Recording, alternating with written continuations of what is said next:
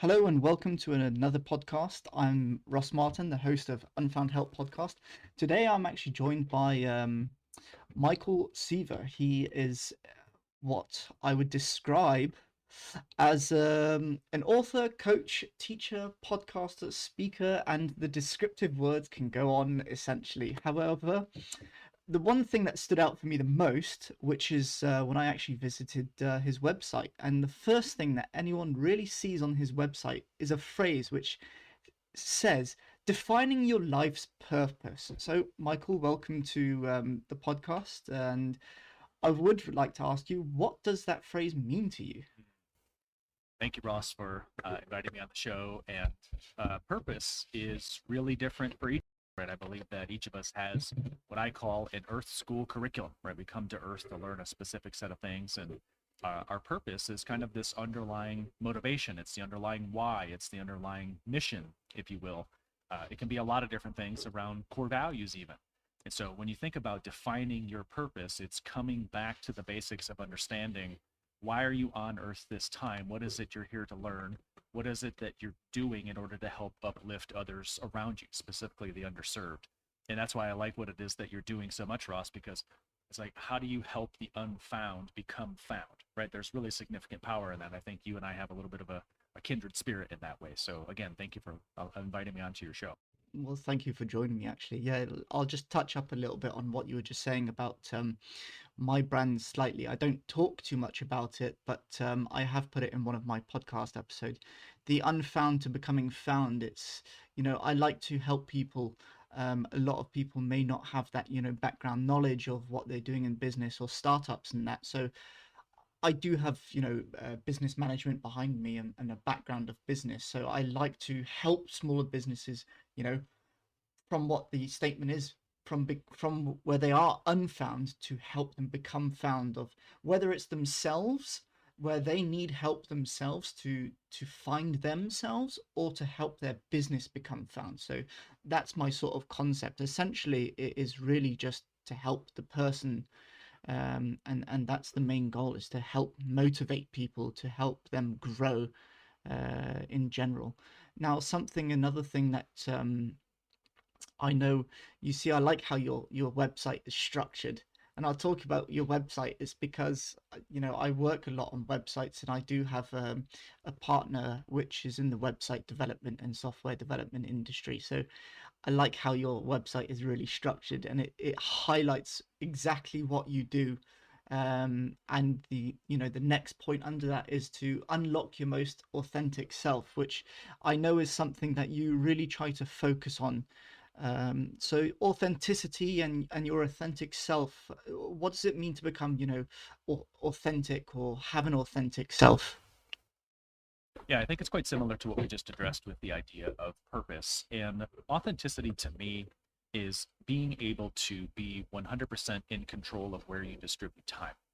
And that's the thing, right? So many people define success around the world as being money or fame or power.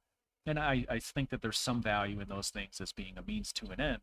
But the thing that is going to be so much more meaningful in defining who we are is getting to that point of really understanding what leads to a long, happy, and healthy life for us, right? And oftentimes that's self-awareness or self-knowledge, authentically knowing ourselves, and then being in a series of relationships, like really close-knit relationships, where we can authentically show up as ourselves and allow for others around us to be the same, right? So it's being in control of your time. It's knowing yourself deeply. It's being a part of deep and meaningful relationships where you really feel a part of a community, right? So authenticity is a really deep enjoyment and happiness and love for your life day to day.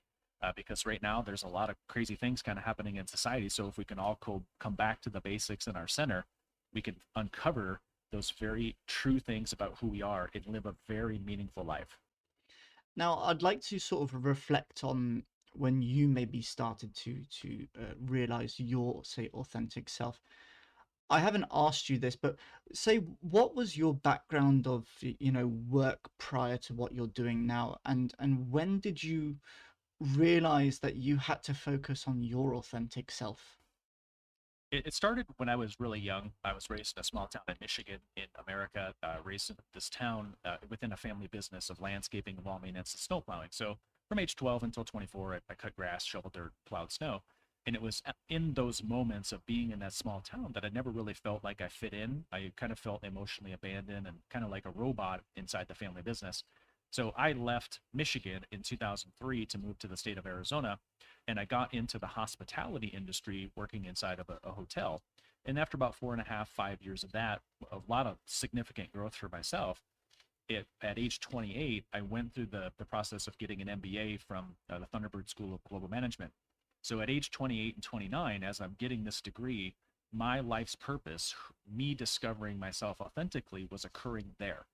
And I think that that happens for quite a few people, right? They don't really get to that point of clarity until age 28, 29, 30. So I spent, 28, 29 years uh, wanting to discover myself and not knowing how. And then so I had a coach at the school that, gave me some assessments and asked me a series of questions. And that put me down a path of becoming very reflective. So as a second year student, I was asked to coach first year students. And as I was doing the coaching on resumes and cover letters and LinkedIn, I realized that my authentic self was a person who helped others become the versions of themselves authentically. So it took me all the way until age 29 or 30 to really understand that. So it came from having a lot of challenges as a kid to having the coach help me overcome the challenge, and then me iterating and helping others overcome the exact same challenge that I had. And that's where I authentically discovered myself. Yeah, a lot of people say, and I know America's slightly different, but in a lot of parts of the world, they say once you're 18, you're an adult. And I know in America, it's once you're 21, you can only then start drinking. I don't understand that. You're 18 and you're an adult, but you're at 21, you can only start drinking. You just said, and I believe the same.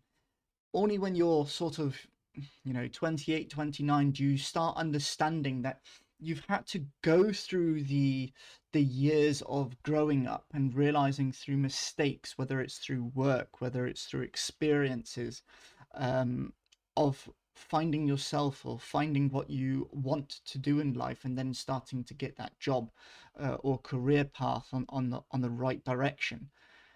To be classified, say, as an adult from such a young age, you still don't know what you want to do in life. So for you to even say who teaches people about your authentic self, that only by the age of 28, 29 or so, that you started to find out what you wanted to do and find your authentic self, it should be a little bit of an eye-opener for anyone who is listening to these podcasts, that even if you are still young, you don't necessarily need to feel that, look, I need to do this right now. You still have years to come. Or even if you are over the age of 30, maybe you still just need to look in the right direction. It doesn't necessarily mean you're not yet there. It doesn't matter. Yeah, I agree. So I think so many people in Western societies, they compare themselves to other people that they see in the media or social media. And it's not a fair comparison, because you can't compare your Earth School curriculum or your beginning of a process to someone else's middle or end. It's not a fair comparison. And so I just really want everybody to be mindful of is that they should only be comparing themselves to the person they were yesterday, and to give themselves a little grace and cadence as they're going through this. It takes time to discover yourself. So I wasn't really beginning to understand myself authentically until age 28, 29. I'm 41 today, and I'm still discovering, right, at a very, very deep level. So I believe that the process of becoming the most authentic version of yourself happens over a very long period of time if we don't ever discover it in this life at all, right? So just take the time to make sure that you're journaling and reflecting and having conversations with other people to get to that point of understanding of yourself, because every day there will be some deeper level of meaning that presents itself to you. Yeah, you said another key word, journaling. I don't think people realize what journaling really can do and how it can help, whether it is writing it on a piece of paper or just writing it in your telephone on notes.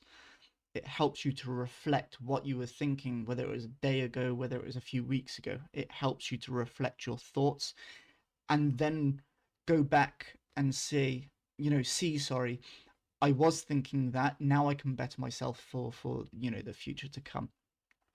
Um, you do a lot of coaching, and as I said in the beginning of the podcast, I described it of author, coach, teacher, podcaster, and speaker. The reason I did that is literally based off what you offer. You do offer all these services, and you do offer all these different you know amazing work, essentially. Um, how did you start all this? Did you one day just wake up and say, I want to do all this, or was it a progressional series of events? Yeah, definitely progression. And so after having those experiences at Thunderbird 2008, 2009, I knew that coaching was going to be a part of my future then, but I didn't have the courage to live it. So after I finished the degree, I went to a large healthcare system to work for 2 years full time as the director of talent sourcing. And that was a very good time because I was able to make money and build a little bit of a brand in the community, and that was nice. But in February of 2011, I really started to debate and think through, I want to coach more, but I'm not sure how. So in February 2011, I decided to launch my coaching practice. So I went through 6 months of kind of creating and ideating. So formally in October of 2011, I stopped working at the healthcare system and started working for myself. But at the beginning of any business, right, you have to be really thinking about how do you supplement income. So I taught classes at a local university and worked as a career coach for a little bit at another university until I could get my business to the point it was producing revenue that I could work in it full time, which was January 2015. So when you think about everything that you just said, Ross, that it has taken a lot of iteration and growth and development, because I started out as a career coach, and then it kind of morphed into communications training and coaching, and then it morphed into personal branding or leadership branding coaching, and then it morphed into executive coaching, and then it became organizational change consulting. And at the beginning of last year, 2021, I published a book called I Know. And so then that morphed into a series of what's called the You and I Know Circle, which is a series of masterminds or reading groups based on the book. And so I offer all of these different services that you reference, from executive coaching to leadership development to online courses to the podcast to speaking, all of these things. And it's because, number one, I have intentionally, proactively put myself into those learning situations because I wanted to learn and grow. And number two, society is really changing quickly. And so the way that we engage people is also changing. And so I've had to iterate and change the services or the products that I offer to the consumer because what they desire is so different from even 5 years ago.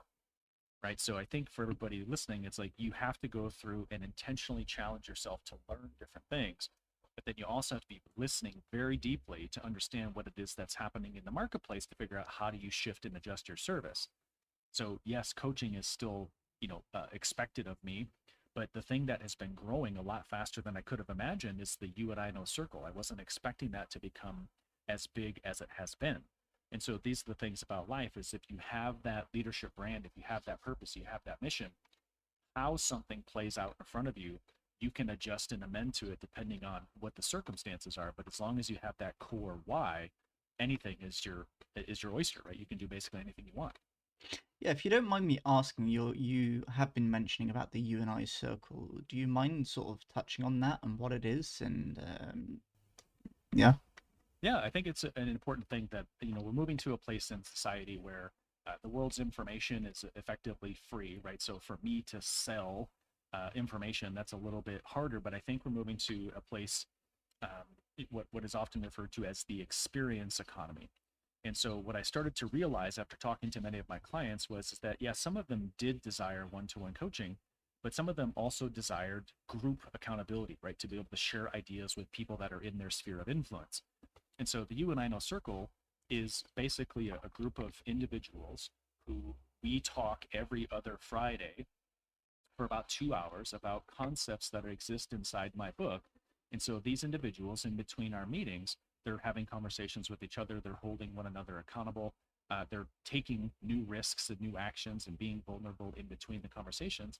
And then when we have these dialogues, right, we're talking about wins, we're recognizing one another, we're holding one another accountable to the things we said we were going to do, and we're setting intentions and plans in place for the next couple of weeks, right? So it's kind of like an accountability group, but it's also kind of a reading group. It's also a little bit of coaching from me. It's also a mastermind in some ways. So it's morphing and changing as time passes and progresses. But really what it is it's a safe place for people to be able to discuss some of their life's hardest challenges and the means by which they're overcoming them. And I think that that's going to be a bigger part of our future as we walk into 2022 and 2023. This is that we're going to want to be a part of these types of groups where we can share our journey openly and freely and be safe as we're navigating the growth and transition for ourselves. Yeah, we were discussing just before we started recording this podcast about, how people, especially now, during the pandemic from 2020, 2021, now we're into 2022, how so many different people have gone through, this time period of COVID and all that, and how everyone has struggled differently. Now we're coming out of that. We're not free from it, but we're coming out of it, and we have to transition into a different world, essentially, of how we can learn from that and progress from it. And something I was talking to someone yesterday about was personal growth. We have to want to grow ourselves. Now, we've learnt from during the pandemic itself, we have all been held back into certain ways that we can't do things like we used to do it anymore. So now we have to say business, we all do business. We have to, business is the way we all work. We have to want to personally learn to grow. And if you want to do business and you want to succeed in business, it's not necessarily it's a money factor. It's the personal growth factor. You have to um, see what's happening and move with it, because if you don't move with the wave, essentially the wave is just going to drown you. So your groups are essentially, like you were saying, is that they know they want to grow and they've had maybe some burdens on them, and now it's, look, this is what's been happening to me. This is how do I overcome that? And you're saying that everyone has that, and they're going to start holding people accountable for it. Um, Sometimes it's difficult for people to go to their close ones and discuss certain things. So it's easier maybe to open up to people who aren't, close ones or family friends and stuff like that. Yeah, I agree. I think the there's a large public relations firm. I think it's based in Europe. It's called Edelman, and they do every year something called the Trust Barometer. And so they're looking to understand who in society do we find to be credible or trustworthy. And the person that is trusted the most is quote unquote a person like myself. Mm. So yes, sometimes we don't necessarily have the relationships with family or a certain group of friends, but if we can talk to other business people who are like us, who have roughly the same motivations or values or beliefs, but we don't necessarily work with them every day, it's still an equivalent level of safety that allows for people to then talk openly, right? And especially as you climb the corporate ladder and you get to those executive levels, there are very few people around you that you can have those deep and meaningful conversations, because you have, different things that are stopping you from being able to share openly within the company or within your family. So there's real significant value in knowing yourself deeply, knowing what your brand is, and then finding tribes of people who are like-minded, and then just letting whatever happens happen from there. Because the more we release those old stale mental models, the more we make room for new ideas to enter into our life, the more prosperity that's going to come our way. Exactly, that trust in general, whether it's in life, whether it's in business, is something very hard to grasp onto. That's essentially when as you grow older, your friendship groups grow smaller, because you start to grasp onto who you can trust and who you wish to be around. Um, which is something, we'll stick to the business side of things as well, which is another aspect of your business that you always, I know you work with a lot, which is creating a unique leadership brand and brand awareness, and self brand identity, if you want to say, is something key to anybody's success, really. What is your unique leadership brand, and how do you focus on that with clients? Yeah, yeah. I think getting to understand what your purpose is, as we talked about at the beginning of the show, is right. We have these kind of central motivations or aims for our life, right? We need to have goals. We need to have these directions. We need to learn. So the way that I help people to understand this is to make it really tactical for them. And so I have them collect 5 data sets of information about themselves. And the first one is a personality assessment called the DISC. because it's a way that we can assess and understand our word choice, our tone of voice, or our body language, right? So it's how we communicate with others. That's a really important thing in the first one. Number two is what motivates you, right? So there are 12 core human motivators. So which are your top three or four? Because the more time you spend living what motivates you, the happier you're going to be, right? So that's really critical to understand that. And that's number two. The third thing I ask them to discover about themselves is what are their top 5 or 6 core values, right? These lessons that they've learned throughout their life. So that's really important to know. Fourth piece is a Q&A that helps them to look at their past, their present, and their future to identify some of those really penultimate events that have shaped them into who they are, right? That's really critical too, the subjective side of our growth. And then the fifth thing, the fifth data set is this idea of your authority. What are your strengths? What are your talents? What are your skills that you've developed over time? So in order to understand your purpose or your leadership brand, we have to collect data about who you are, and then we look for patterns or themes across all 5. And you could probably find 5, 6, or 7 themes or currents that run through each of them. But the patterns are the power, because from those patterns, you can write your personal mission statement. You know what your top 5 or 6 core values are, and then you could write a unique value proposition or a leadership brand. And sometimes that's 1 paragraph, sometimes that's 3 paragraphs, depending on your context or your situation. But then the trick is saying, I have this data about myself. I found these patterns. I've written these guiding statements.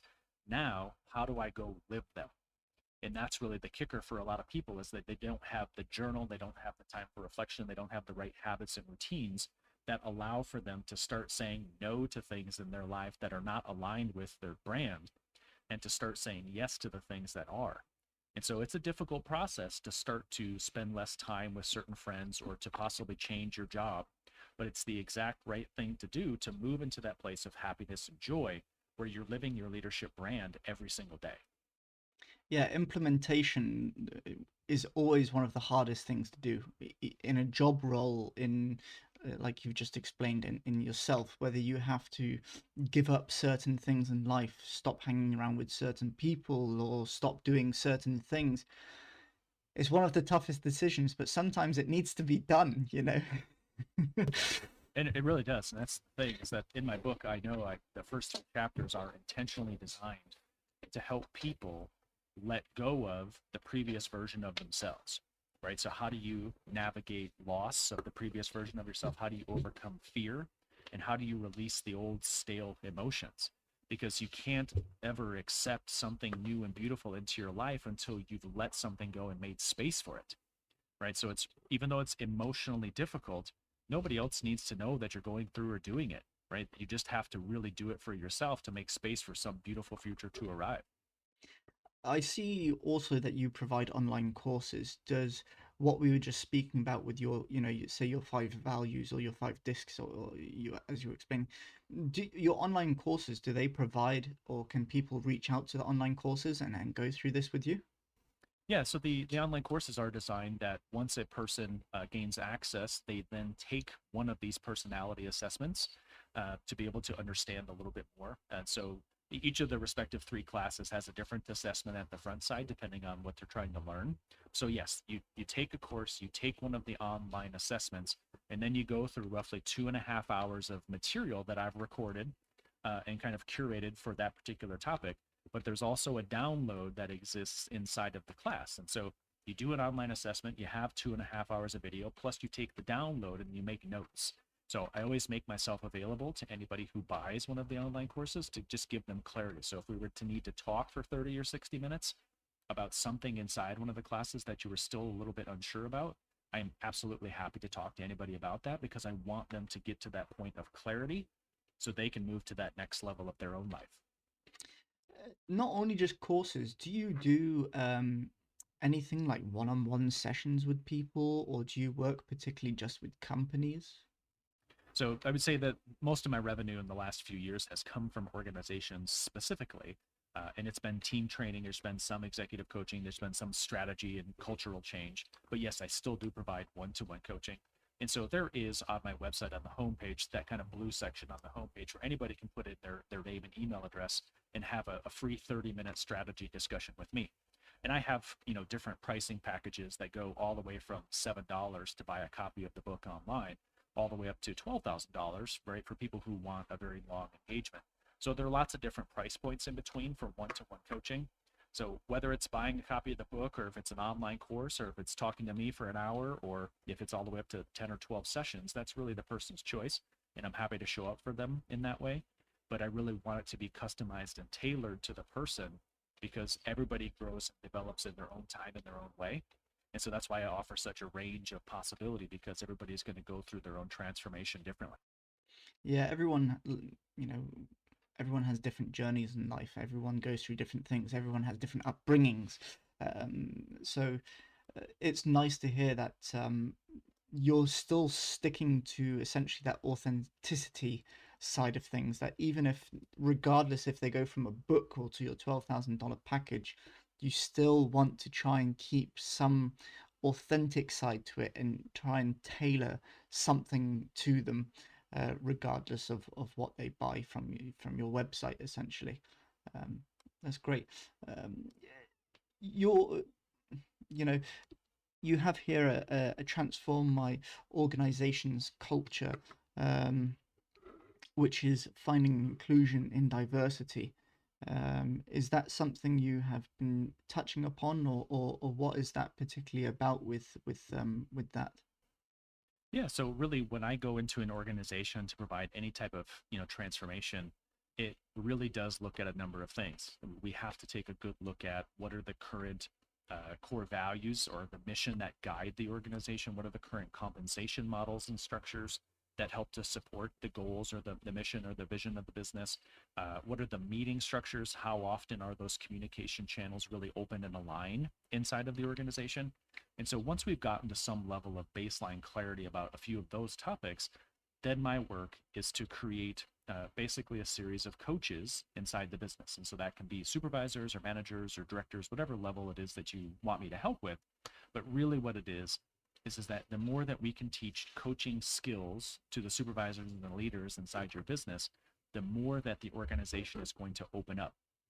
And so, a coach is just a person who listens really well and identifies patterns, and who is great at asking questions. And a coach is great at saying, I believe that every person around me is creative, resourceful, whole, and capable of finding their own answers, right? Really deeply. And so I try to create that environment inside of the people that I help and the businesses that I help, in a way that they all become wonderful coaches to one another. And I think that that's the really significant power, is when you have a culture of very open discussion, where people have an opportunity to constantly be heard and take calculated risks, but feel that support. Now the team is going to be able to accomplish really tremendous things, because everybody feels safe to take those risks and to communicate lessons learned and to try and iterate on different things that they might not have before. So it's a lot of fun for me to go into a business and really help with those things, because you can see change really quickly. That's interesting. Like, it's somewhat of a philosophy I've worked by, and we spoke about it in the beginning of my brand, essentially. One of the mottos I have on my website is learn today, teach tomorrow. It's a process I like to work with, and I have tried it with, some of my staff and colleagues that I used to work with when I was over in the Middle East. Um, it's essentially that every day is a day to learn, and tomorrow is a day to teach. So the point of that is, if I have learnt something from somebody else, you're gaining that knowledge. And if you're going to gain the knowledge and just keep it for yourself, for me, what I understand is that it's being selfish, essentially. So when you gain knowledge, for me, it's, I want to pass it on to other people, for them to learn and for them to continuously pass it on to others. It's that way of, I'm learning and then I'm going to continuously teach people. If you're happy with just being where you are today, you're not going to push yourself tomorrow. So that's my theory of, learning today, teaching tomorrow sort of theory. So that that sort of leads on to what you're doing there. You're continuously not just going into a company and saying, oh, I'm here to coach you and I'm done. You're actually coaching everyone for them to then continue the coaching within the company and pass that knowledge on continuously. Yeah. so important. I'm glad you brought that distinction because it really does matter, like tremendously, right? When the deepest of the core needs that humans have, number one, is for personal growth and development. Like we can't be on earth without learning and growing. That's what we're here for.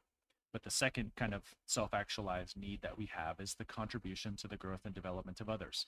And Yes. so if you create a system inside of a business that is basically a flywheel by itself, that you put the right structures and systems and meeting plans in place, the amount of growth and development that you're going to feel, but then immediately going to be able to pay forward, is just going to become a wheel that's going to start spinning faster, and your organization is going to achieve more because people really genuinely enjoy learning and teaching others. Like it's a thing that's deeply ingrained instinctually in each of us.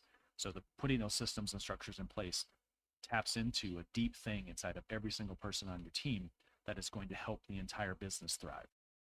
Yes, it's important to try. And I like to bring that on anyone. I try to teach it to some of my clients I work with.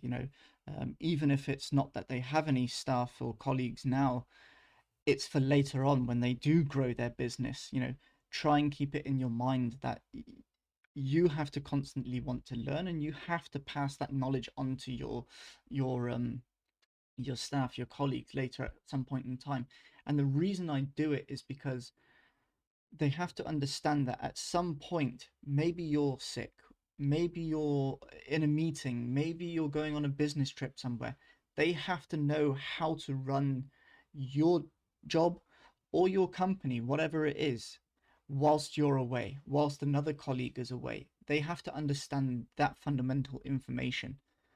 So you can't hold everything, and you can't, do all the work yourself. You have to learn how to delegate.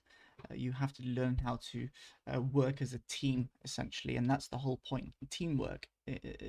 A company won't be successful if there's just an individual person. You can be, but if there is a team of people, that's why you've hired them in the beginning, to work as a team. Um, I just want to, sort of touch up on your book. We haven't necessarily spoken too much about your book, which is I Know. Um, there it is. I Know by Michael Seaver. When did you sort of write that? When did you publish it, or where can people get that? Yeah, thank you for asking, Russ. It's 40,000 retailers around the globe. And so it's predominantly people will find it on Amazon or Barnes and Noble or Apple or Google because it's available print, it's available in ebook, it's available in audiobook as well. And I had been told since I started coaching that I should write about my story or write about my client stories. And I was always very nervous and shy to do that. But when the pandemic started in 2020, I really sat down for a second, looked back at my journal and my notes, and said, I think it's time, right? We all have a little bit of extra time to go within and to do a little bit of self-discovery.